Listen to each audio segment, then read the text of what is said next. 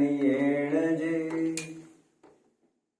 सिद्धा नरवरा गए काले सिद्धि हही जे विभविया तम जान सम्ममाहपम।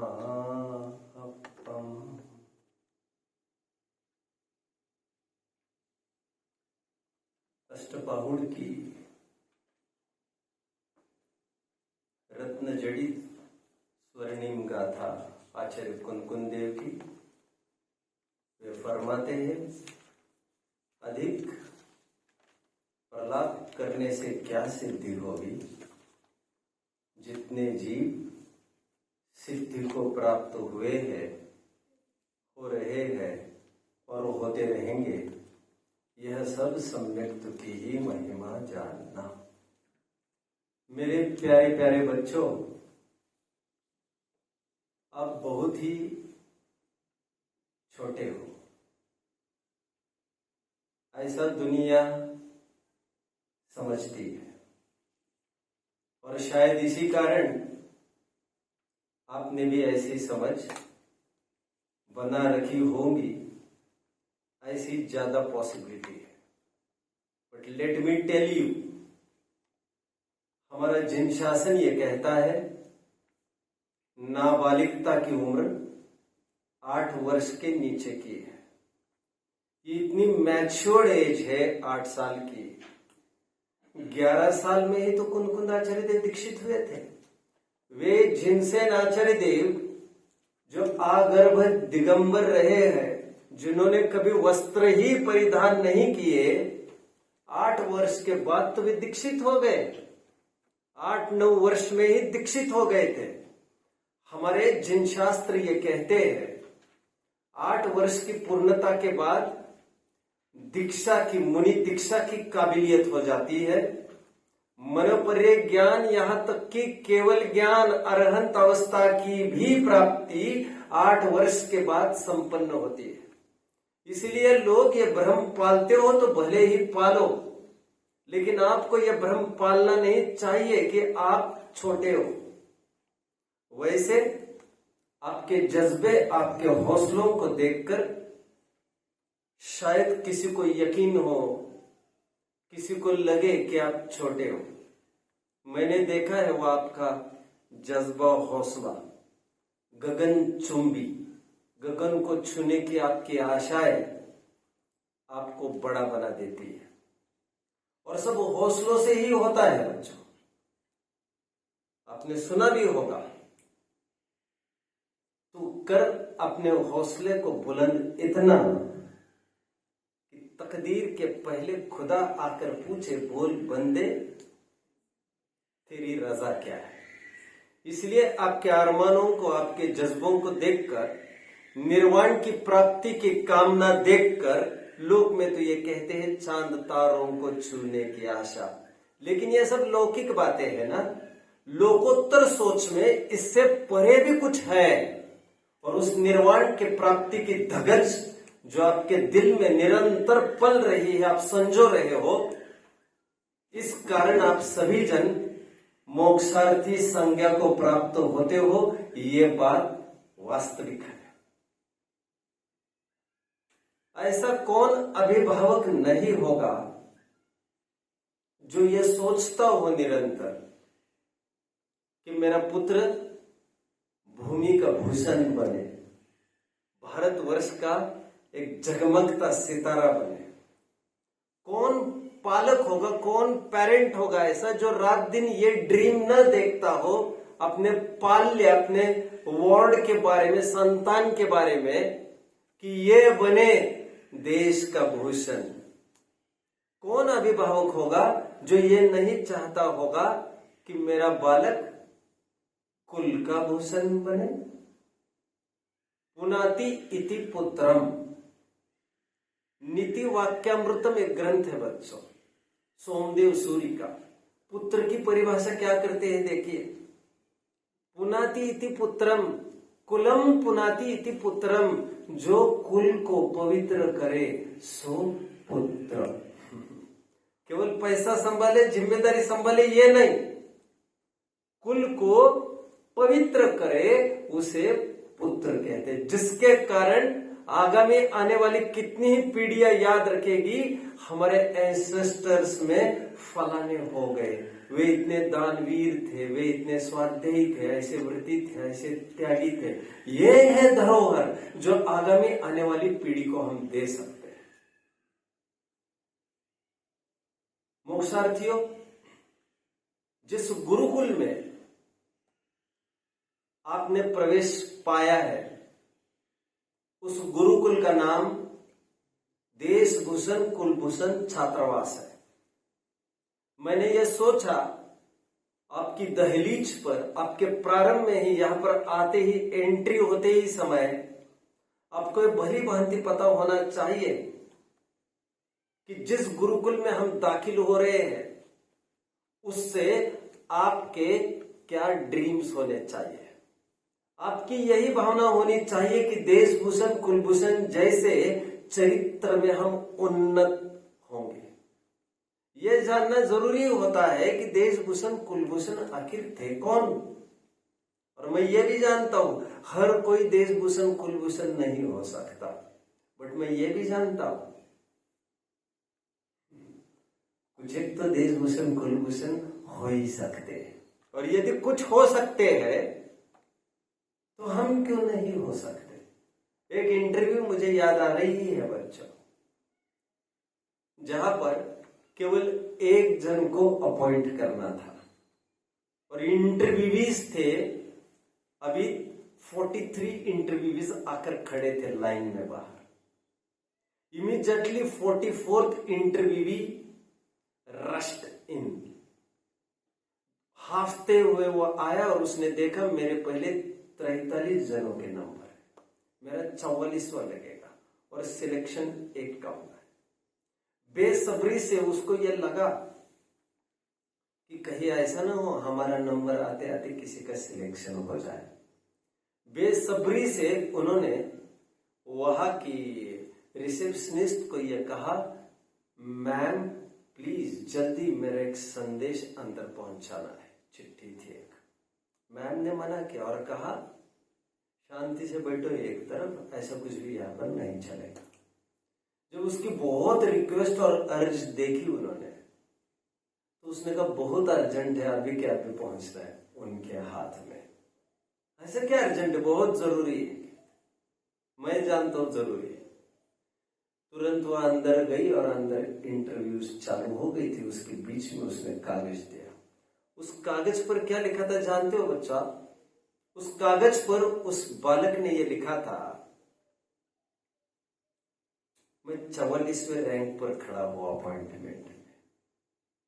मेरी ये गुजारिश है आपसे सर, मेरी ये गुजारिश है आपसे कि मेरी इंटरव्यू लिए बिना आप किसी को भी सिलेक्शन नहीं करना। एक अवसर मुझे जरूर देना, शायद आपके योग्य आप मुझे पाओ। अभी इतना ही क्या पढ़ा था बॉस ने। अब आपको क्या लग रहा है बॉस ने क्या किया होगा? सबसे पहले उसी को अंदर बुलाया, उसका सिलेक्शन बिना कुछ पूछे कर दिया। What makes him eligible? उसका अगेन जज्बा, हौसला, उसका विश्वास, आत्मविश्वास, सी द स्पिरिट। मैं ये कह रहा हूं हर कोई देशभूषण कुलभूषण नहीं हो सकता, लेकिन मैं तो हो ही सकता हूं। ऐसी दृढ़ भावना जिसकी है वे जरूर हो सकते हैं। आज पुराणों के झरोकों में से हम बहुत अतीत में चले जाएंगे, झांकने की कोशिश करेंगे हम हमारे भूतकाल को, खोए हुए भूतकाल को। इस इतिहास रूपी पुस्तक का यह अत्यंत पुराना पृष्ठ आज आपके सामने पढ़ा जाएगा। मैं आपको ठेठ 13 लाख हजार वर्ष पूर्व लेकर चल रहा हूं। कितने जन मेरे साथ आने के लिए तैयार हैं? 13 लाख हजार वर्ष पूर्व का वह काल मर्यादा पुरुषोत्तम राम की उपस्थिति से पावन हो रहा था। वैसे ये वही काल है बच्चों, जब हमारे 20वें तीर्थंकर मुनि सुव्रतनाथ भगवान से भी यह पृथ्वी शोभायमान थी। कितने ही पिपासुओं की प्यास इस ज्ञान के भंडार के निमित्त से तृप्त हो रही थी। भूले भटके जीवों को, सुखी होने की तड़पन लिए हुए जीवों को मोक्ष मार्ग देने के लिए एक प्रबल साधन तीर्थंकर मुनि सुव्रत भगवान तो विराजते थे, उन्हीं का शासन काल चलता था। देशभूषण कुलभूषण सिद्धार्थ नगरी में स्थित राजा क्षेमंकर और उनकी श्रीमती रानी विमला देवी के ये दोनों पुत्र थे, देशभूषण और कुलभूषण।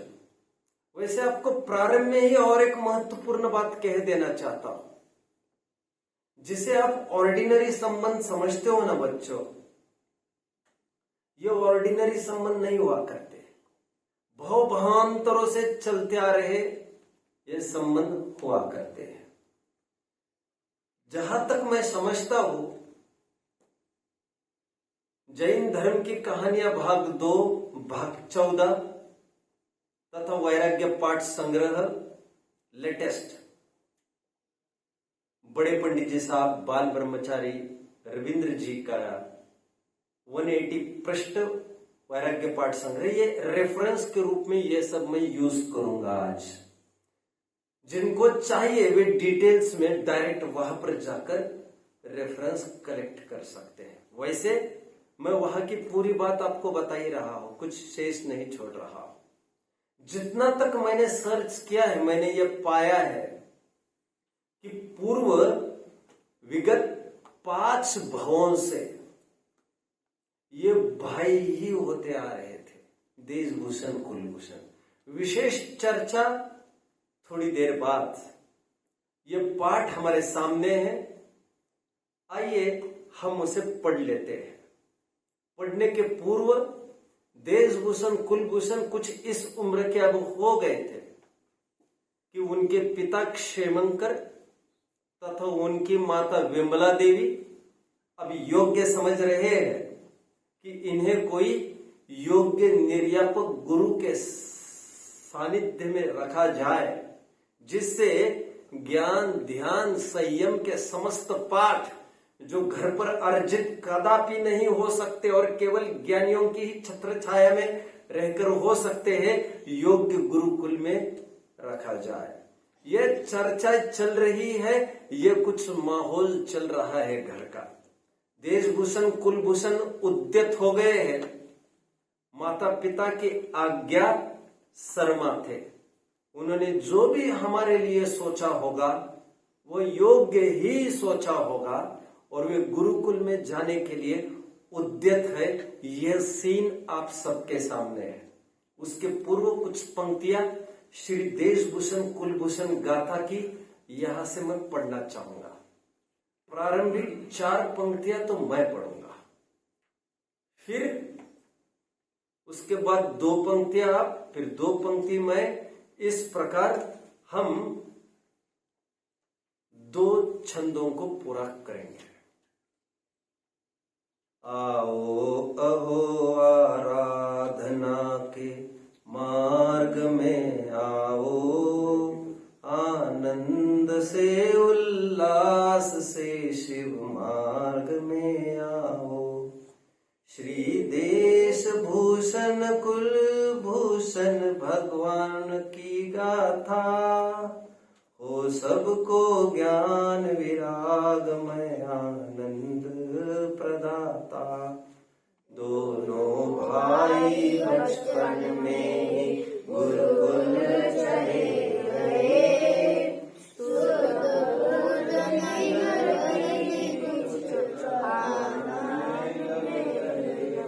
गृह त्यागी लक्षण विद्यार्थी का चित चित्त में लाओ, आनंद से उल्लास से शिव मार्ग में आओ। 1 मिनट, वैसे अलग से सत्र में इस पर लूंगा कि विद्यार्थी कैसे होने चाहिए। आज बहुत समय नहीं है, क्योंकि आज देशभूषण कुलभूषण के जीवन को हम समझने के लिए यहाँ पर बैठे हैं। यहाँ पर एक महत्वपूर्ण विशेषण आया है विद्यार्थी का बच्चों, ग्रह त्यागी। ग्रह त्यागी, इससे मुझे ख्याल में आया एक बहुत सुंदर श्लोक आता है नीति का। मैं चाहूंगा बहुत जल्द ये आपकी नीति में कोई सभी जन इसे याद तो करे ही, एक एक जन कल तक, और वहां पर भी फ्रंट डोर पर हमारे एंट्रेंस पर इसे पेस्ट किया जाए। वो छंद इस प्रकार का है बच्चों, काक चेष्टा बको ध्यानम श्वान निद्रा तथैव च अल्पाहारी गृह त्यागी विद्यार्थी पंच लक्षणम। 5 लक्षण बताए बच्चों, कौन कौन से? काक चेष्टा, कौवे जैसी चेष्टा होनी चाहिए। कौवे में क्या खासियत है? टुगेदरनेस, कम्युनिटी हार्वेस्टिंग, शेयरिंग, साझेदारी। जो भी मिलेगा मुझे, हम सब मिल बांट कर खाएंगे। कौवे को कहना नहीं चाहिए, लेकिन कौवा तो कौवा ही है ना। मांस का छोटा भी टुकड़ा मिले ना, पहले काव काव करके सभी कौवों को इकट्ठा करता है, सब मिल बांट कर उसको खाते हैं। और ये एक शेयरिंग प्लेटफॉर्म है। विद्यार्थी का पहला लक्षण काक चेष्टा, बको ध्यानम, बक जैसा उसका ध्यान चाहिए। जिस प्रकार बतख होता है, उसका ध्यान केवल इस बात पर होता है कि मेरा शिकार कहाँ है, यहां से वहां डिगता नहीं है। अड़िग रूप से एक पैर ऊपर उठाकर उसी मुद्रा में केवल ताक में रहता है अपने गोल और टारगेट को पाने के लिए। बगला काक चेष्टा बको ध्यानम श्वान निद्रा तथैव च। श्वान निद्रा, कुत्ते की निद्रा एकदम सजग होती है, थोड़ी आहट में वो जाग जाता है। मानो वो इसी फिराक में था, थोड़ी कुछ बात आएगी तो फटाफट उठ जाऊंगा। ये विद्यार्थी का लक्षण। दूसरी आवाज देनी पड़े, दूसरी नहीं, पहली आवाज देनी पड़े उठो, ये विद्यार्थी का लक्षण हो नहीं सकता। आलस में दरिद्रता का वास है, ऐसा पंडित जवाहरलाल नेहरू निरंतर कहते रहे। फिर आगे का लक्षण अल्पाहारी, थोड़ा कम भोजन करना। यह भी इसी पर्पस को सेटिस्फाई करने के लिए, जिससे आप निरालस और निष्प्रमाद बने रहो। ब्रह्मचर्य आपका सुरक्षित रहे। अल्पाहारी, और अंतिम क्या है? गृह त्यागी विद्यार्थी पंच लक्षणम। घर को त्यागे बिना विद्यार्थी संज्ञा को कभी भी प्राप्त नहीं हो सकता। जो ऊंचाइयां हासिल करनी है हमें, वे निर्मोहता में रहकर ही हासिल की जा सकती है। मोह के बंधनों में रहकर लौकिक संपत्तियां समृद्धियां भी हासिल नहीं की जा सकती। मोक्ष की तो बात ही क्या करना। आगे का छंद चालू करिए। साहित्य धर्म शास्त्र न्यायादि पढ़ लिए, थोड़े समय में ही सहज विद्वान हो गए। पुरुषार्थ विशुद्धि विनय से ज्ञान विकसाता, गुरु तो निमित्त मात्र ज्ञान अंतर से आता। एक साथ बोलिए बच्चों। अंतर्मुखी पुरुषार्थ से सद्ज्ञान को पाओ, आनंद से उल्लास से शिव मार्ग में आओ। कितने भवयो ही खो दिए। हमें शिक्षा दी जा रही है बच्चों, जो अभी कथा सुन रहे हैं उन्हें शिक्षा दी जा रही है। कितने भवयो ही खो दिए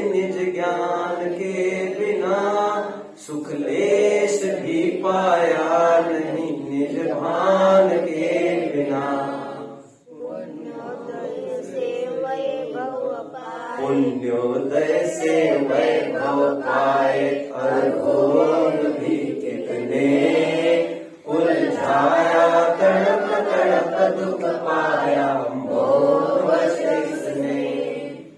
जिन वाणी का अभ्यास कर अब होश में आओ, आनंद से उल्लास से शिव मार्ग में आओ। बस 3 क्षण हमारे पूरे हो गए। वैसे प्रारंभिक 2 क्षण में देशभूषण कुलभूषण का थोड़ा सा विवरण करके कि वे गुरुकुल में पढ़ने के लिए चले गए। तीसरे क्षण में हम तुम सरीकों को उपदेश दिया है कि यही उपाय है निर्मोही रहकर ज्ञानार्जन करने का। अब आगे सीधा वो सीन है जब देशभूषण कुलभूषण सालों छात्रावास में रहे हैं, गुरुकुल में रहे हैं। सालों मतलब कितना टाइम तक रहे होंगे बच्चों, आपको क्या लग रहा है? लगभग अब जानते हो शादी ब्याह कितने जनों ने नजदीक से देखी है किसी की शादी? लगभग सबने देखी है। सुधु परिचित अनुभव सब मैं आपको बताऊं, मैंने एक भी शादी नजदीक से नहीं देखी है बच्चों। अब मैं ज्यादा कुछ बताना नहीं चाहता, बहुत प्लेटफॉर्म धार्मिक है टोटली। एनीवे, मुझे पहले से ही इन बातों में कभी रस आया ही नहीं, पर क्या करें, केवल भोगों से विरस होना ही उपाय नहीं होता है। सच्चा मार्ग भी मिलना जरूरी था और वो अभी तक मिला नहीं था। बहुत टाइम के बाद वो मिल गया। एनीवे, मिल गया, इसी में मुझे खुशी है। अब जानते हो, आपने देखा होगा कुछ हल्दी के कार्यक्रम होते हैं, देखा है आपने? शादी के पहले देखा है? शादी के पहले आपने देखा होगा वो बटन लगाने का भी एक कार्यक्रम होता है, किसी ने देखा है? पूरे बॉडी को सुगंधित वो बटन लगाया जाता है। उठने कहते, उठना, उबटन में हिंदी वर्ड बोल रहा हूं। उठणं म्हणतात काय त्याला, मला नाही माहिती। कितने जन ने सुना है? ग्रेट। आपको थोड़ी मैं बता दूं बच्चों, ये सब साइंटिफिक बातें हैं। क्या साइंस है इसमें मैं अभी बता रहा हूं आपको। वैसे मजाक में थोड़ा पहले कर लेता हूं आपके साथ, फिर मैं साइंस की बात बताता हूं। अक्सर जब भी जख्म होती है तब हल्दी लगाई जाती है, और वो इंसिडेंट है बेटा। अभी जख्म से लथपथ होने हो, तैयार हो जाओ, तुम जंजाल में अभी रुलने वाले हो, तैयार हो जाओ। बट ये उबटन का क्या रहस्य था, उसका साइंटिफिक में आपको बैकग्राउंड देता हूं। उबटन इसीलिए लगाया जाता है क्योंकि गुरुकुल से लौटकर पहले जब घर पर आते थे तब लगभग शादी का समय हुआ होता था, और जंगल से कोई लौट कर आया है और लगभग 1-2 दिन में शादी भी होती थी उसकी। तो घर पर कई लड़कियां, कई कन्याओं को लेकर उनके पिता वहां पर मौजूद रहते थे। जैसे फॉरेन रिटर्न होते हैं ना, कैम्ब्रिज से, स्टैनफोर्ड से, ऑक्सफोर्ड से पढ़ के आने वाला है कोई, तो यही पर बैठकर रिजर्वेशन कर लेते हैं। ये लड़का आते हम शादी कर लेंगे, लड़के को बताया जाता है तुम्हारा आते ही यहाँ पर 4-5 रिश्ते हैं, वो नक्की करके 2-5 दिन में शादी तय कर लेंगे। ठीक उसी प्रकार पुराने जमाने में होता था। जब गुरुकुल से लौट के आना है, इतना शालीन, इतना संस्कारी बालक किसको नहीं चाहिए, तो कई अभिभावक अपने कन्याओं को लेकर वहां पर खड़े रहते थे स्वागत के लिए। अब स्वागत का वो सीन आप दिमाग में लाइए, और देशभूषण कुलभूषण आज लौटने वाले हैं, और जंगल में रहकर शरीर धूल धूसरित हो जाता था, और इसीलिए यहाँ पर आकर और शादी का प्रसंग हुआ करता था, इसलिए उबटन से उसे क्लीन किया जाता था। अभी गुरुकुल तो रहे नहीं, धूल धूसरित और तपश्चरण तो कुछ रहा नहीं, और रहा है केवल उबटन का वो रिवाज। एनीवे, अब वो प्रसंग सामने खड़ा है जब देशभूषण कुलभूषण अपनी नगरी में, सिद्धार्थ नगरी में प्रवेश कर रहे हैं।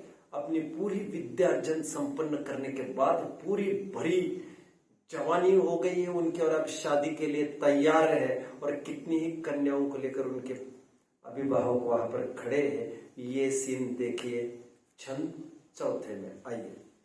पढ़ लिख कर घर आने की थी तैयारी जिस समय, रेंद्रपुरी समनगरी की शोभा थी उस समय। उल्लास का वातावरण चारों तरफ छाया, हो बैठे अपनी सुध ऐसा रंग बरसाया।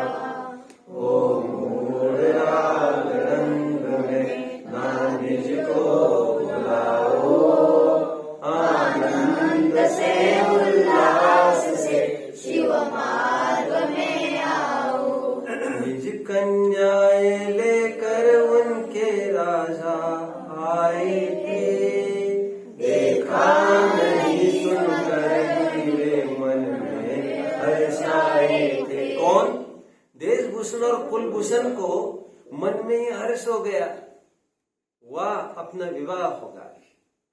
ये विवाह और वाह क्यों फिर उसके साथ? वो इसीलिए क्योंकि विवाह के बिना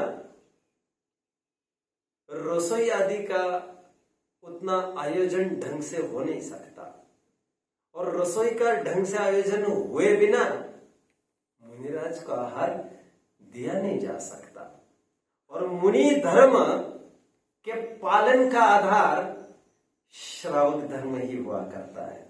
मुनि की चर्या पलती है वो श्रावकों के ही आधार से, और मुनिराज को श्रावकों से एक ही चीज चाहिए, और वह है आहार। इसलिए विवाह करने का प्रमुख कारण गिनाते समय सोमदेव सूरी ने अपने ग्रंथ में साफ ये लिखा है कि विवाह किए बिना रसोई आदि में शुद्धिकरण, उतनी सुंदर रसोई संभव होगी नहीं, और रसोई हुए बिना आहार दान आदि की बेला उतनी सफलता से संपन्न होगी नहीं। इसलिए महत्वपूर्ण कारण ये बताया गया है। आइए, तो इसीलिए वे भी खुश है। क्या कहते हैं? देखा नहीं सुनकर ही वे मन में हर्षाए थे, सपने संजोए थी कन्याएं उनको वरने की। उनमें भी होड़ लगी थी उनके चित्त हरने की, पर होनहार सोई होवे विकल्प मत लाओ, आनंद से उल्लास से शिव मार्ग में आओ। अभी अचानक क्या हुआ देखिए जरा, बोलिए। सोमदेव सूरी, नाम सोमदेव सूरी।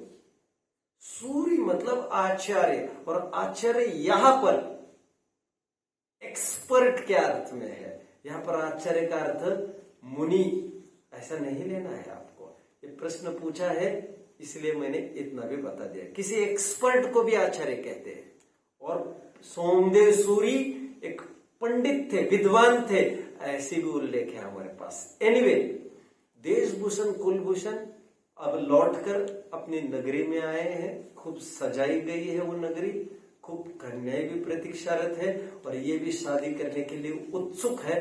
बट अचानक देशभूषण का ध्यान झरोकों के पीछे खड़ी एक लड़की की तरफ चला गया। आकृष्ट हो गए, आकर्षण हुआ। उम्र की भी नजाकत है, और वैसे उनके माता पिता ने कह ही दिया था उनको, विवाह संपन्न होना है, चयन कर लो जल्दी जिनको चयन करना है।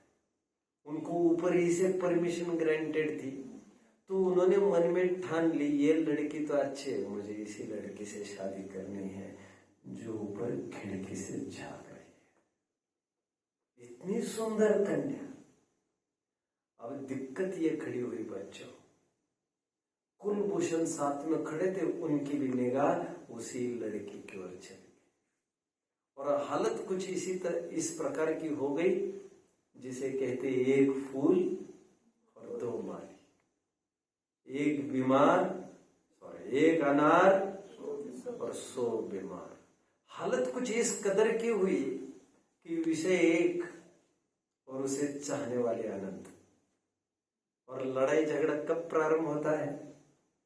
इसी स्थिति में प्रारंभ होता है। इसीलिए तो भोग भूमि के जीव कभी भी लड़ते नहीं है, क्योंकि वहां पर विपुल सामग्री है, जिसको जितना चाहिए उतना ले लो। इसलिए भोग भूमि के जीव अत्यंत मंदकशाई ही होते हैं, और इसीलिए वे वहां से मर के देवायु को ही प्राप्त होते हैं। एनीवे, लेकिन यहां पर इतनी सामग्री कहा, यहां पर एकदम सीमित सामग्री थी, और एक लड़की पर दोनों का दिल आ गया। अब क्या था बच्चों, मैं अभी कह चुका कि इसी भाव के भाई भाई नहीं थे। विगत 5 भाव, इसके पूर्व 4 भाव में भी भाई भाई रहे सगे। ये 5वां भाव था जब वे सगे भाई रहे। हालांकि बीच के 2 भाव हटाने पड़ेंगे, लेकिन 5 भाव पहले से ये परंपरा चल रही थी। बट अपना ब्रदरहुड का नाता भी भूल गए। विषय कषाय इतने खूंखार होते हैं, और दोनों ने निकाल दी तलवारें एक दूसरों पर उठाने के लिए तैयार। एक लड़की के लिए, किसके लिए? लड़की के लिए। और आप भी पढ़ते होंगे, सुनते होंगे, एक लड़की के लिए कितने हत्या हो जाती है, क्या क्या होता है। कितने जन ने सुना है बच्चों? बहुत होता है। देखिए क्या कहते हैं आगे के छंदों में। ये छंद 6वां और 7वां पढ़ेंगे बच्चों। आते हुए उन राजपुत्रों को दिखी कमला, कमला नाम लड़की का, कमला। उल्लास से जिसकी दिखी तन कांति अति विमला, कर्मोदय वश दोनों ही उस पर लुटते हुए, मन में विवाह की उससे ही लालसा लिए। लख कर विचित्रता अरे सचेत हो जाओ, आनंद से उल्लास से शिव मार्ग में आओ। आपको याद आया बच्चों? रामायण में ठीक ऐसे ही सीन हुआ था। एक सीता के लिए कितने लड़ मरने के लिए तैयार हो गए, एक दूसरों को मार काटने के लिए। रावण भी वही बैठा है, परशुराम भी वही बैठा है, राम भी वही है, लक्ष्मण भी वही है, रावण भी वही है, रावण का भाई भी वही है, सभी जन तो वही है, और सबको वही चाहिए। हालत कितनी खराब है। यही द्रौपदी के स्वयंवर में हुआ बच्चा। अर्जुन भी वही, दुर्योधन भी वही, दुशासन भी वही, बड़े बड़े दिग्गज जरासन भी वही था। सबको वही चाहिए, शत्रुता। अरे इतना ही क्यों, सुलोचना का स्वयंवर हो रहा था। सुलोचना एक प्रसिद्ध सती है हमारे ग्रंथ की, सुलोचना। उसका भी स्वयंवर जब घोषित हुआ तो उसने तय किया मुझे जय कुमार से शादी करनी। जय कुमार भरत के सेनापति, बहुत बढ़िया। इनकी आपस में तय हो गया मुझे इसकी शादी करनी है। अर्क कीर्ति जो भरत चक्रवर्ती का लड़का था, पुत्र था, अड़ पड़ा और ये कहने लगे सुलोचना से मैं ही शादी करूंगा, मैं चक्रवर्ती का लड़का हूं, देखते हैं मुझे कौन लगता है। झगड़े की जड़ उदय प्रमाण जो मिला है उसमें संतुष्ट होना एक आर्ट है बच्चा। इसलिए कहा जाता है ना, जो प्राप्त है वह पर्याप्त है। सोचो इतना भोग पाओगे नहीं, साथ में ले जाने की कोई व्यवस्था भी नहीं। ये विषय भोग दिखते बड़े मधुर है, लेकिन पढ़ेंगे बड़े महंगे। एक किंपाक फल बताया है ग्रंथों में बच्चों, किंपाक फल। वो इतना सुगंधित होता है कि वहां से गुजरने वाला कांट रेजिस्ट इस टेम्पटेशन। वो उसका मोह का संवरण कर ही नहीं सकता, उसको वो फल चाहिए ही चाहिए, चाहिए ही चाहिए। उस फल को पाए बिना चैन पड़ती नहीं, और वो फल दिखता इतना सुंदर है, सुगंधित इतना होता है, बट उसको जबान पर रखते ही मौत हो जाती है, सडन डेथ, लाइक साइलेंट। विषय भोग दिखते बड़े सुंदर है, लेकिन पढ़ते बड़े महंगे हैं। मैं अक्सर ये उदाहरण देता हूं जब यंगस्टर्स को कुछ बोलना होता है। मैं ये कहता हूं, जब आप एप्पल खरीदने जाते हो बच्चों, तो आपने जरूर देखा होगा एप्पल पर कुछ स्टिकर्स लगे होते हैं। उस स्टिकर पर लिखा होता है बेस्ट क्वालिटी, लेकिन सरप्राइजिंगली जब आप वो स्टिकर हटाओगे आपको वहीं पर एक छेद मिलेगा। वह स्टिकर इसीलिए नहीं है ये कहने के लिए कि बेस्ट क्वालिटी का है, वो कुछ अपना छेद छिपा रहा है। जो भी कुछ हमें अच्छा दिखता है, all that glitters is not gold. There is always the scenery on the other side. और क्या था देखिए, कहां तक आए हम? 6 हो गए, 7वां। एक कन्या को दो चाहते संघर्ष हो गया, दोनों के भ्रातृ प्रेम का भी ह्रास हो गया। प्रॉपर्टी के पीछे 2 भाई एक दूसरों के जान के प्यासे हो जाते, ये तो हमने सुना था। और कहते ना, जर, जमीन, जायदाद, जोरू, यह सब कारण है हमारे विनाश के। इसलिए कहा जाता है 3 W's to be aware of: wine, wealth and woman। Bible का प्रारंभ हुआ है बच्चों, I find more bitter than death। समझ में आ रहा है मैं क्या कह रहा हूं? क्या कहा? हिंदी में बोलो। मुझे मौत से भी खूंखार लगता है क्या? I find more bitter than death the woman who is snare, whose heart is a trap and whose hands are chains। ऐसी लड़की जो आकर्षण करती हो, उसको मौत से भी खूंखार समझना चाहिए। इसलिए कुतूहल से भी ब्रह्मचर्य आश्रम में किसी लड़की की तरफ आपको नहीं देखना चाहिए। आपका भी ब्रह्मचर्य आश्रम चल रहा है, और विवाह होने के बाद भी किसी की नारी की तरफ आंखों में आंखें डाल के भी बात नहीं करनी चाहिए आपको। एनीवे, आगे 7वें छंद की तरफ आते हैं। धिक्कार इंद्रिय भोगों को जो सुख के है घातक, रे भासते हैं मूड को ही सुख प्रदायक, कर्तृत्व का विचार स्वानुभूति दशाओ, आनंद से उल्लास से शिव मार्ग में आओ। कुत्ता क्या करता है? मेरे मुंह में है वो तो मेरा ही, तुम्हारे भी मुझे ही चाहिए। स्वानुभूति को छोड़ो, सबको अपने भाग्य का मिलेगा। तुम्हें चाहिए ले लो, तुम ले लो। नेमिनाथ के पूर्व 9 भवों को उठाकर देखो तो आपको पता चलेगा। राजुल के जीव ने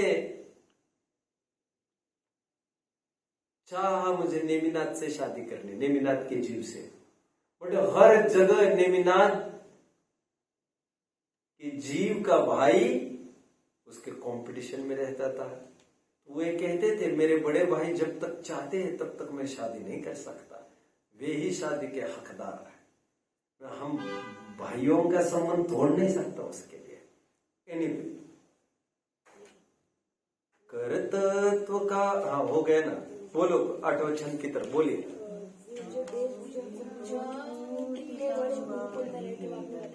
नहीं, ये नहीं बताया मैंने। शिक्षा, अबे हमें क्या शिक्षा लेना वो बता रहे कवि।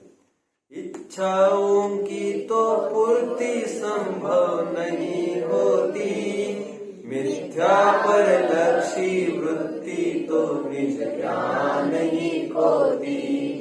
सुख का कारण इच्छाओं का अभाव ही जानो, उसका उपाय आत्म सुख की भावना मानो। भगवेद विज्ञान करके आत्म भावना भावो, आनंद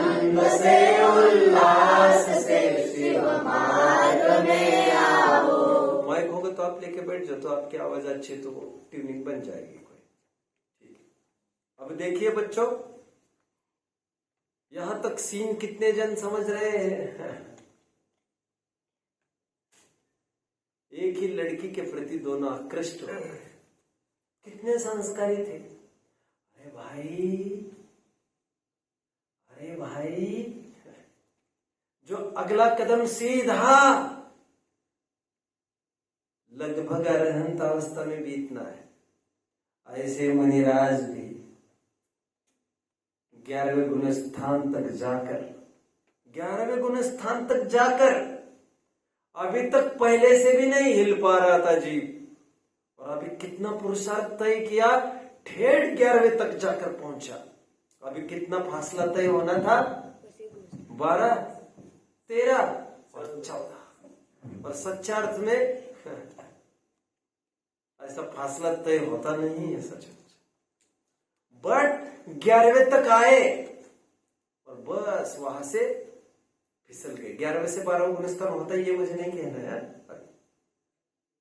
लेकिन नजदीकी कितनी रही थी आप देख रहे हैं। और 11वें से ठेठ मुनिराज गिरते हैं। ठेठ पहले में भी आ सकते हैं बच्चों, पहले में भी। टोडरमल जी कहते हैं, देखो परिणामों की विचित्रता। 11वें गुण स्थान से च्युत होकर मुनिराज भी पहले गुण स्थान में आ सकते हैं। ठेठ पहले में धड़ाधड़ पूर्व संस्कार जागृत हो गया। अभी कितने संस्कार लिए थे इन्होंने? बच्चों, मैं नाम नहीं लेना चाहता गुरुकुल का, एकदम सुंदर छात्र था, अच्छी विद्वत्ता करता था, बट अच्छा पढ़ लिख गया और एक मुस्लिम से लव मैरिज किया उसने। मैं नाम नहीं बताना चाहता गुरुकुल का, क्योंकि आप ये समझेंगे कि किसी गुरुकुल को बदनाम किया जाए। कहना यह है, गुरु तो निमित्त मात्र, इतनी अच्छी विद्या मिलने पर भी क्या हो सकता था आपका। आप पकड़ रहे हैं मेरी बात को बच्चों? समझना चाहिए। अभी इतने सालों के संस्कार उनके गुरुकुल में रहने के, और यहां पर आकर सब साफ हो गए।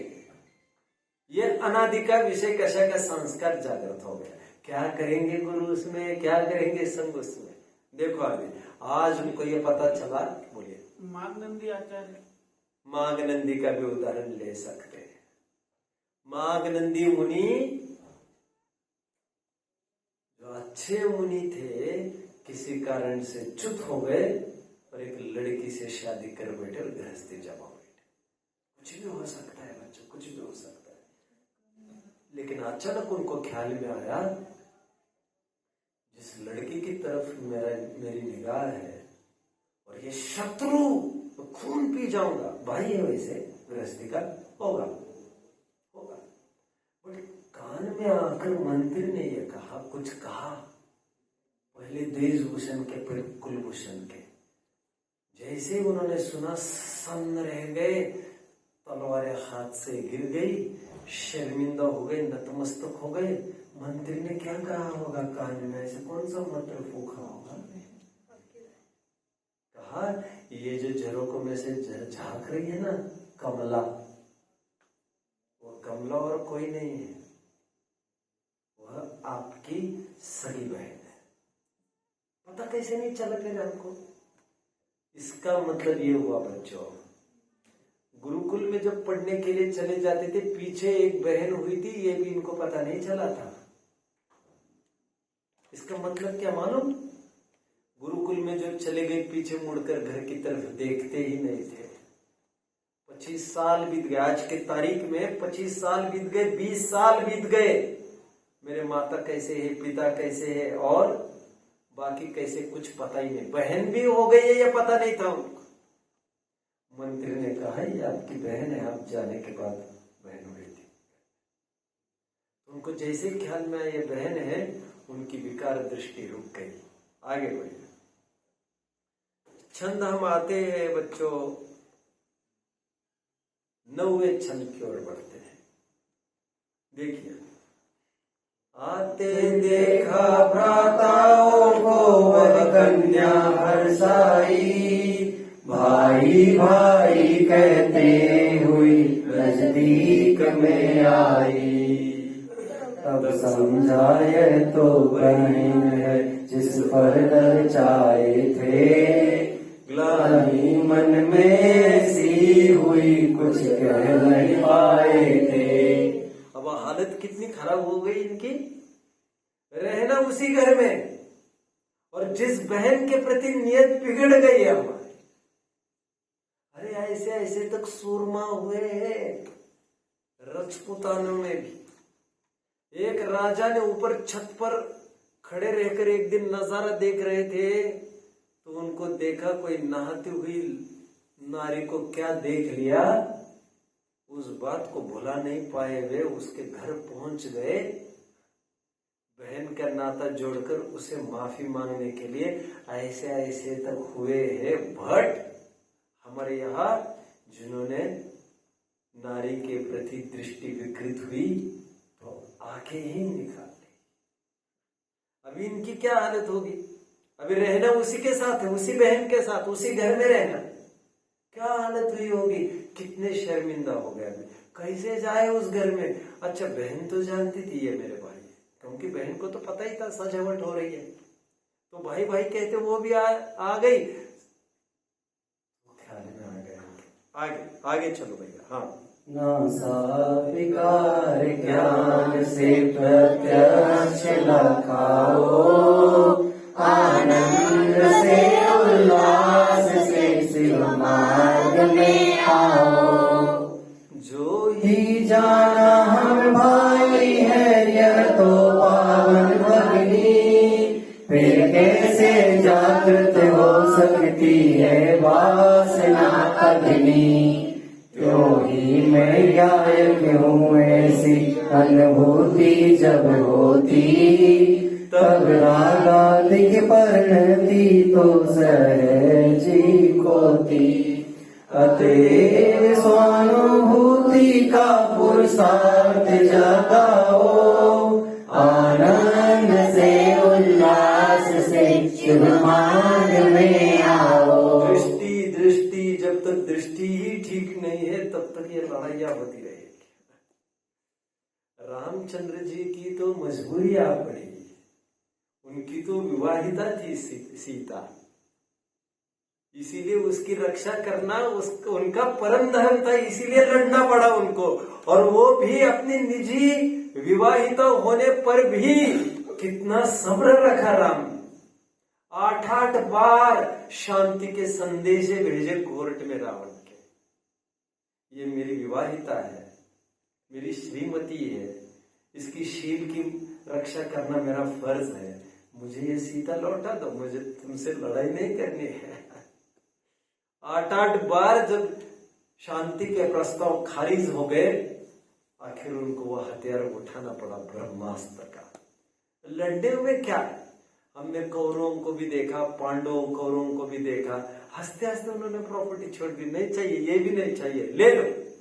भर्तृहरि और शुभचंद्राचार्य देव 2 भाई रहे हमारे यहाँ, हंसते हंसते प्रॉपर्टी छोड़ दी। उनको पता चला हमारे चाचा जान के प्यासे इसीलिए है क्योंकि वे सिंहासन हाथी आना चाहते, ले लो भैया, तुम ही ले लो, नहीं चाहिए हमें कुछ। हम तो विरक्त हो गए, बाप को विरक्त होता देखकर हजारों पुत्र विरक्त हो गए। ऐसे हमारी गौरवशाली धरोहर है विरक्ति की, संयम त्याग तपस्या की। इसमें लिपटते रहने के लिए थोड़ी बहु मिला है, और एक लड़की के लिए जान खपाएंगे क्या। लेकिन जब सुध बुद्ध चली जाती है फिर किसी की नहीं मानता। बच्चों, मैं गुरुकुल के ही बच्चों को निरंतर विद्या देने में मेरे 20 साल बीते हैं, मैं आपको बताता रहता हूँ।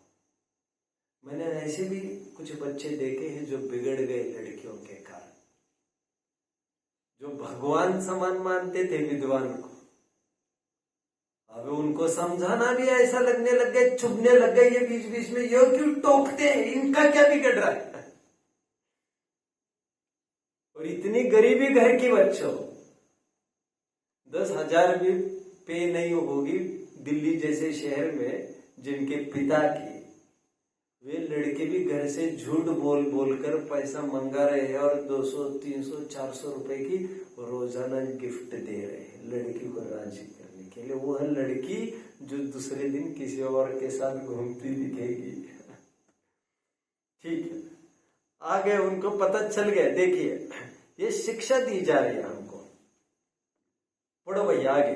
अज्ञान से उत्पन्न दुख तो ज्ञान से नाशे, अस्थिरता जन्य विकार भी स्थिरता से विनाशे, भोगों के भोगने से इच्छा शांत नहीं होती, अग्नि में ईंधन डालने संसारी होती, अतएव सम्यक ज्ञान कर संयम को अपनाओ, आनंद से उल्लास से शिव मार्ग में आओ। बहुत प्रसंग नहीं है, लेकिन आज ब्रह्मचर्य का वैसे मुझे भाव आ रहा है तो मैं आपको बता देता हूँ। महात्मा गांधी जी का नाम किसने नहीं सुना है? जिनके मरने के बाद 206 कंट्रीज में जिनकी राख अस्थियां ले जाई गई थी। आज लगभग 50-100 देशों में उनके पुतले मिलेंगे आपको। ऐसी महान हस्ती जिसे ऑक्सफोर्ड यूनिवर्सिटी स्वयं ने 4 साल पहले 4 eminent personalities happened in previous 10,000 years, पिछले 10,000 वर्ष में महान 4 हस्तियां हुई है, उसमें महावीर का एक नाम लिया है बच्चों, और एक महात्मा गांधी का भी नाम लिया है, रिजॉइस। वो महात्मा गांधी की थोड़ी बात बताता हूं आपको। महात्मा गांधी जी की शादी हुई थी, हाँ वैसे मान सकते हैं नई ही शादी हुई थी, ये मान सकते हैं। लगभग जहां तक मैं समझता हूं 30 साल उनकी उम्र थी।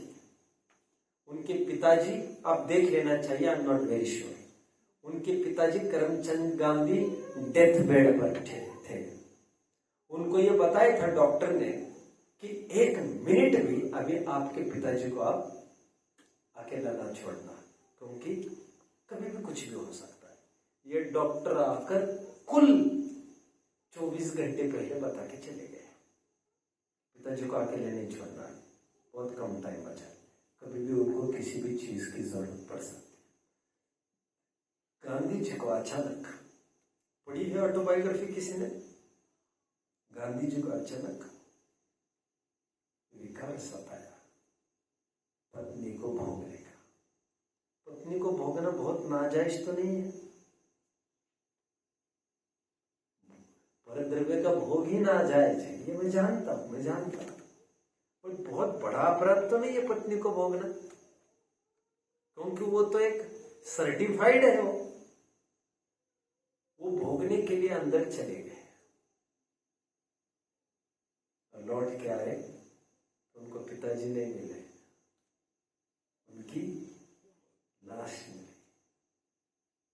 उन्होंने ऑटोबायोग्राफी में इसे सबसे दुखद प्रसंग जीवन का बताया।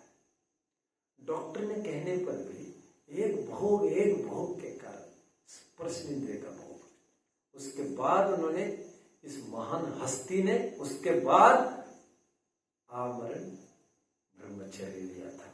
और खुले मंच से जो मूर्ख लोग